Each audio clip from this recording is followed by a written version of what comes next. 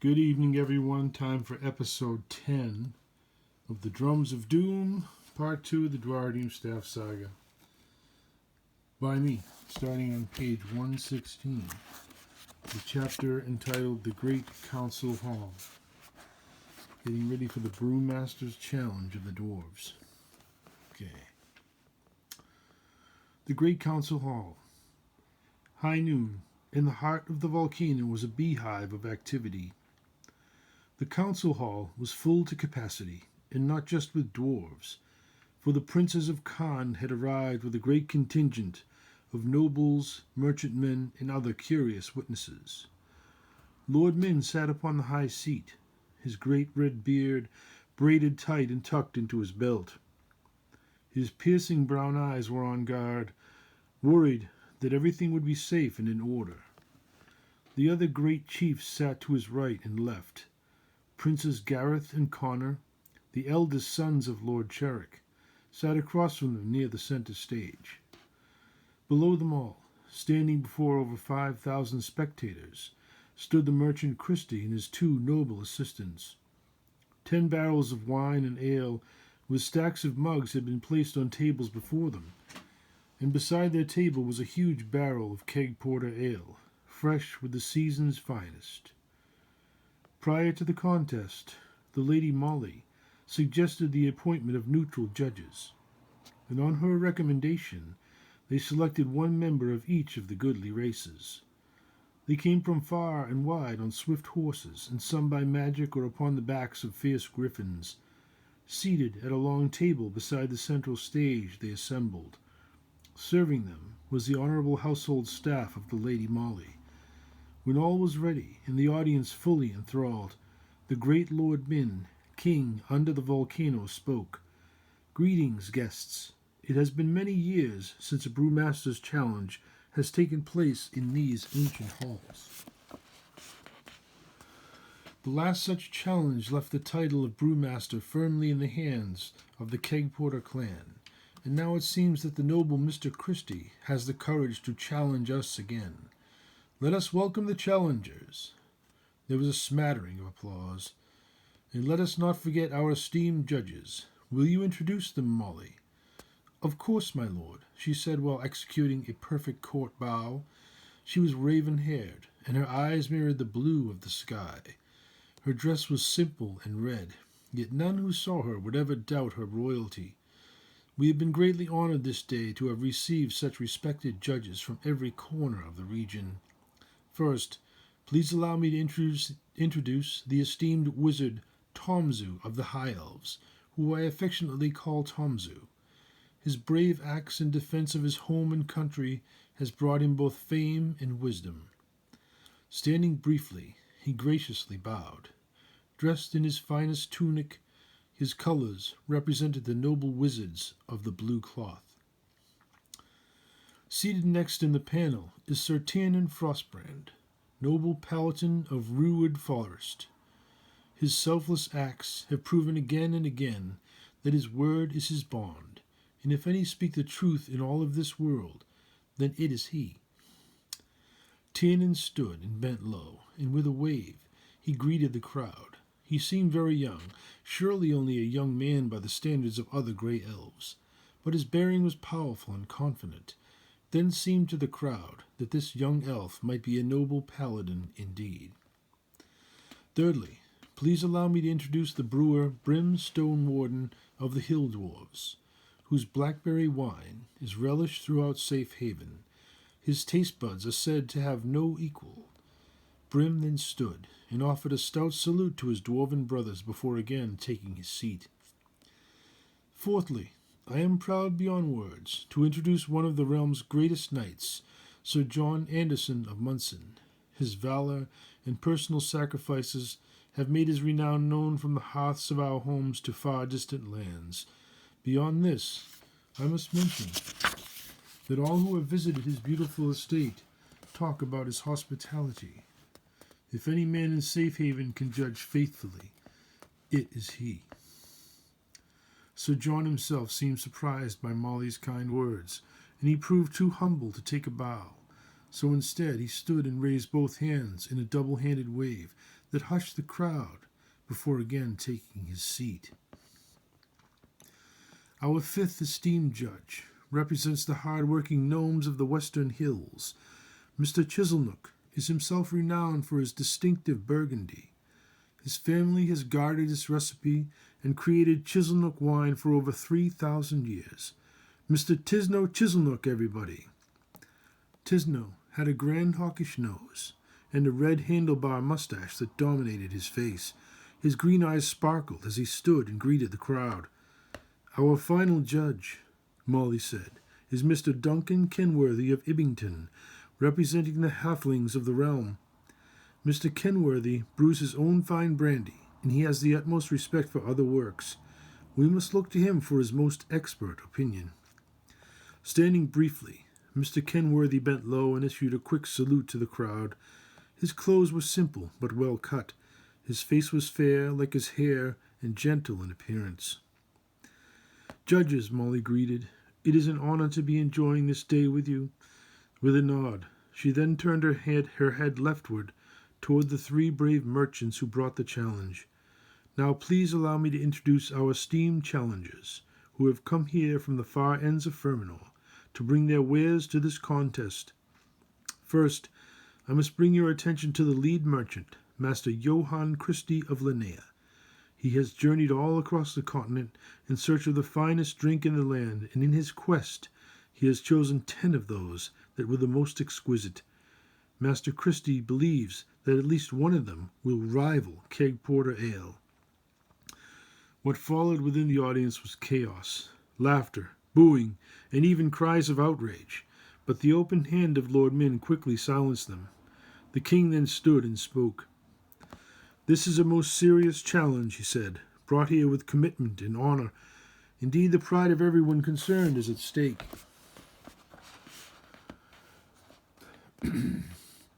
Therefore, I must ask you to please enjoy the game, but do not do so unjustly. He then sat, nodding to the Lady Molly to continue. Master Christie, everyone, Molly said. The crowd then offered him a proper welcome, clapping and cheering, as the tension in the room continued to build.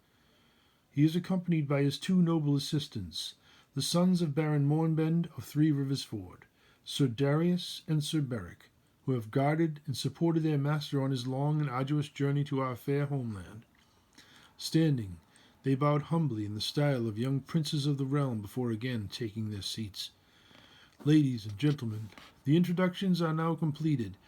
May I now have a round of applause for all our esteemed comrades, and to all who have journeyed so far to witness this contest. The crowd roared, and the chamber trembled with the sound of it. When it died down, she asked, My Lord Min, may we now review the rules of the contest? Proceed. I have discussed these rules with the brewmaster keg porter, all the judges, and Master Christie, and they have all agreed that the following rules will apply to the contest. This will ensure that we maintain maximum fairness. First, we will sip no brews without properly cleansing our palates with pure spring water, and pausing until one complete turning of the moment glass has transpired. Second, since we are comparing each brew to keg porter ale, we will taste each brew separately and sip master keg porters between each sampling. Thirdly, following rules 1 and 2, you may test each brew as many times as necessary in order to come to the fairest conclusion. Lastly, the contest will continue until the entire panel of judges has had the necessary time to conduct their tests to their complete satisfaction. The panel chronicler will then record a critique of each brew, so that the challenge will stand for posterity. When the good and honest critiques are complete, then the panel will vote. First by ballot, and then by voice, so that there can be no claims of dishonesty in the ballot box. Ladies and gentlemen, during the contest, the charming bard Sir William of Laughlin will play for your enjoyment, and samples of the world's finest brews will be passed among the crowd so that you all may come to your own conclusions. However, let me be very clear. It shall be the words of the judging panel alone, deciding this great contest. My Lord Min, may we begin? Begin. Then let each judge prepare to taste the first brew of the challenge. Master Christie, what drink will you offer us as your first challenge? Standing with the style and flourish of a great entertainer, he said, "Thank you, Molly the Fair. I shall be honored to offer the finely aged wine of the sun god Lugh from the Temple Friary in Linnea. The wine is handcrafted from their own orchards, grapes, passion fruit, and other secret fruit, which only grows in the desert region south of the city. The sun god's wine has an invigorating flavor and is stimulating to the mind. Drink up." "Excellent," Molly said, "but let us first allow the great wizard Tomzu to test all the brews for any magic that might in some way alter the honest and fair tasting of the brews." "Of course," Tomzu replied, casting his spells in moments. He tested each liquid in turn. "I can find no trace of hidden magic. They contain only natural ingredients." His detection spell had revealed many other secrets, however, for the two noble comrades of Master Christie carried many magical items indeed. He could determine little else without additional divination, however, and so he remained silent, pondering carefully what he had learned. Then let each cup be poured and served. The judges then swished and sloshed with pure spring water and tested each sample according to their own distinct method. Tomzu examined the wine like an alchemist, first examining its clarity, fluidity, and color. He then wafted a tiny puff of its bouquet into his nostrils before tenderly testing it with his tongue. He did all these things before actually sipping it, and even then his examination had only just begun. Closing his eyes, he let its flavor and aroma create images in his mind, and soon the wine of the sun god Lugh took him to the desert oasis of Linnea and through the fountain-filled gardens of the friary. It was an impressive drink, but he thought that his own mother's wine was better still, and he had yet to taste Kegborder ale. He tested the wine as fully and as fairly as he was able. Its flavor actually seemed to improve with each sip. He would give it a high grade. When he was done, he rinsed his palate with spring water and turned the moment glass. Jotting a few notes upon his parchment, his study was complete. "Hostess, please bring me a cup of Kegborder ale." He truly had no idea what to expect. Not much of a drinker, he had never had the opportunity to taste any dwarven fermentations. "Sir William," he said before he began, "do you know the ballad of ancient King Brian of Beal Baru?" "Of course," Sir William replied, and soon he filled the hall with the richness of the ancient legend. The crowd was jubilant, excited to say the least, for the recent golden years had begun to darken, and this was the most joyous gathering in recent memory. In addition to the music, there was also plenty of good food to feast upon, and the wine of the sun god Lugh. Tomzu then began testing the ale exactly as he had studied the wine, and he had no preconceptions. The energy of the crowd was first in his mind. His concentration had for a moment wandered, but when he finally tasted Kegborder ale, he was completely stilled, dumbfounded, and unable to speak. He did not know if he should laugh or cry, run a marathon, or build a set of wings to fly to the moon. He could neither scribe a mark on paper nor keep his hands from trembling. If only he had a servant to help him. It took all that remained of his considerable will to calm himself. He then realized that he would have to pace himself. When he could breathe freely again, he scribbled one word upon his parchment and emptied his mug. The contest wore on in a similar fashion, and the responses of the judges were often noted by the crowd, and the gamblers among them had begun to place side bets. Between each course, servers provided the panel with cheese and various breads and crackers, so that their heads would remain clear and the taste buds acute. Throughout it all, Molly lived up to her reputation. "We shall now begin our second course," she said. "Master Christie, what do you have in store for us?" "My lady, I have an incredible brew for the southern shores of the continent, created by the seafaring peoples of Drakmar. There is a fruit-bearing plant that grows only there by the sea. It has a magical flavor unlike any other. I believe that you will find it even more enjoyable than my first entry. Enjoy." Rinsing their palates, they turned their moment glasses. The Drakmar wine was truly unique, and it seemed the most appealing to the hill dwarf Brim Stonewood. Brim was considered to be a very stalwart dwarf, both quiet and kind to people and animals alike. His farm's fields were always fertile, and the animals in his care remained healthy and fat, even in winter. It was because of these qualities that he was in many ways a simple man. However, this description did not portend that he was low on wits, but rather that he was a dwarf in love with the simple things that only nature can provide. It was for this reason that the wine struck him such a hearty blow. His first sip brought him to the crashing shores of the sea and the soft dry cushion of the sands above the tide line. The second taste warmed his cheeks like the summer sun at dawn. His third drink was more of a swig, and at first it filled him with an unquenchable thirst, as if he had just eaten an entire salted cod. To counter this effect, he felt compelled to finish his glass in one flame-dousing drink. When he looked about, he could see that the other judges had similar experiences, because all their glasses were empty as well. He just had to try a second glass in order to see if the same effects would be felt, and indeed, it was almost the same, except for the fact that the terrible thirst did not return. He actually felt quite satisfied, to say the least. His third cup resulted in a similar outcome as the second, and then, contentedly, he rinsed with spring water and turned the moment glass. It was time for another round of keg porter ale. He wasn't a bit thirsty, and this was a strange thing for a dwarf who had found himself in the midst of an unlimited supply of drink. But judge he must, and judge he would, so he took a tender sip of Moldren's prized brew. In an instant, his love of drink had returned. He was simply astounded. Visions of his orchards in bloom filled his thoughts, and the sweet sight of his children playing by the brook filled his heart with laughter.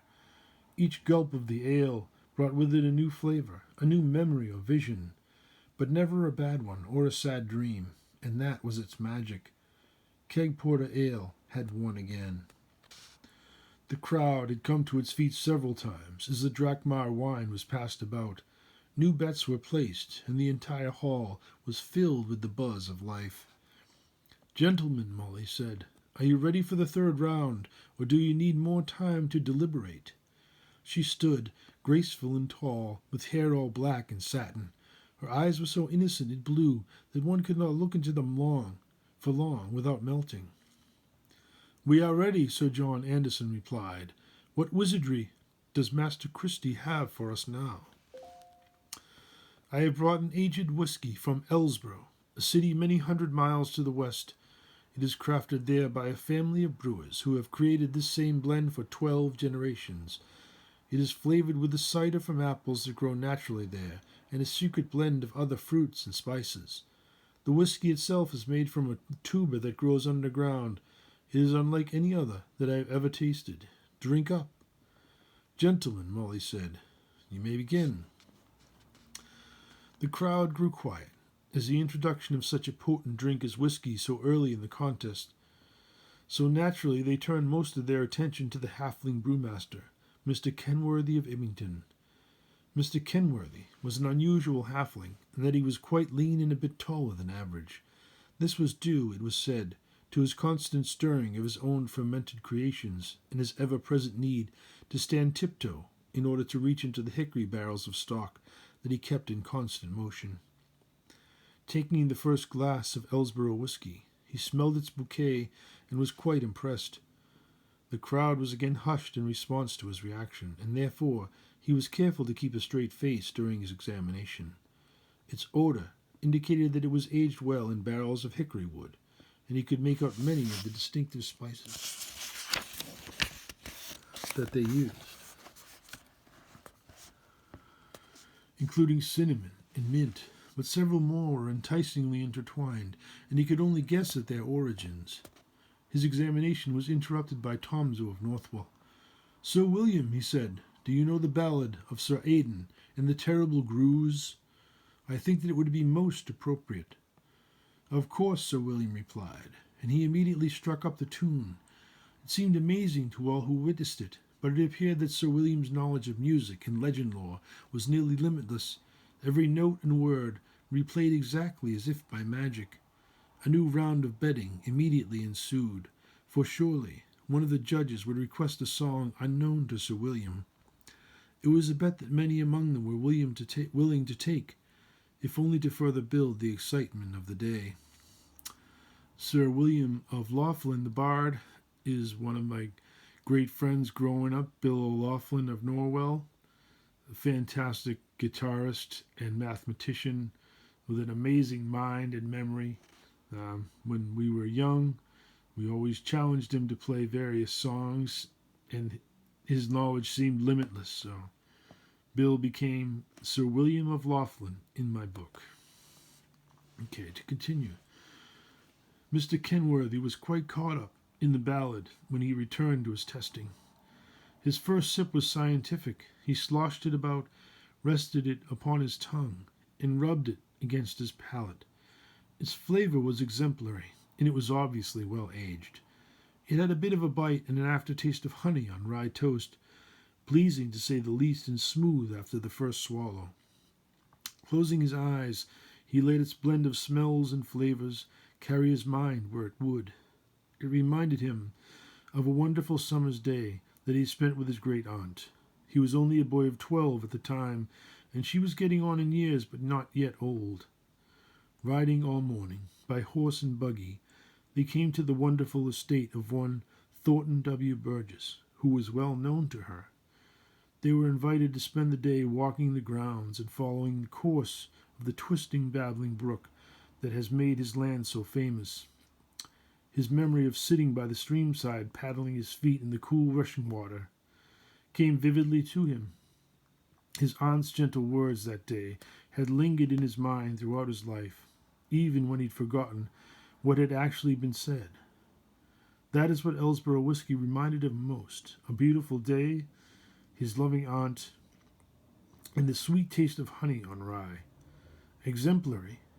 Jotting down a few notes, he rested for a few minutes, taking in the excitement of the day.